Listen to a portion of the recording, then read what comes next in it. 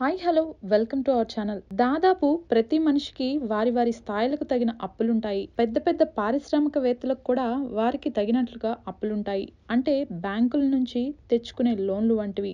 అయితే అప్పులు లేని సామాన్యులు ఉండరు అంటే అతిశయోక్తి కాదు.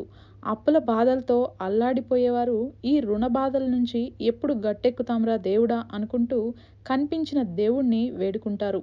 అప్పులు తీర్చుకోవటానికి నానా పాట్లు పడుతుంటారు. అటువంటి అప్పుల బాధితులకు ఆపద్బాంధవుడుగా వెలుగొందుతున్నాడు శ్రీ వెంకటేశ్వర స్వామి. సాక్షాత్తు లక్ష్మీదేవే భార్యగా ఉన్న వెంకటేశ్వర స్వామి సైతం కుబేరుడికి అప్పులు ఉన్నాడని, వడ్డీలు కడుతుంటాడని, అందుకే ఆయన్ని వడ్డీ కాసుల వాడు అని పిలుస్తారు.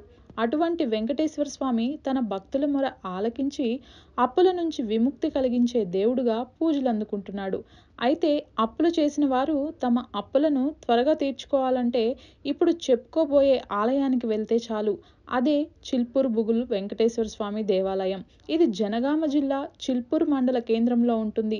దీన్ని తెలంగాణ తిరుపతి అని కూడా పిలుస్తూ ఉంటారు.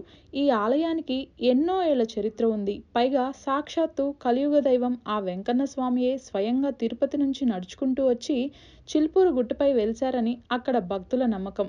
అయితే అసలు ఆ స్వామివారి చరిత్ర ఏంటో తెలుసుకుందాం.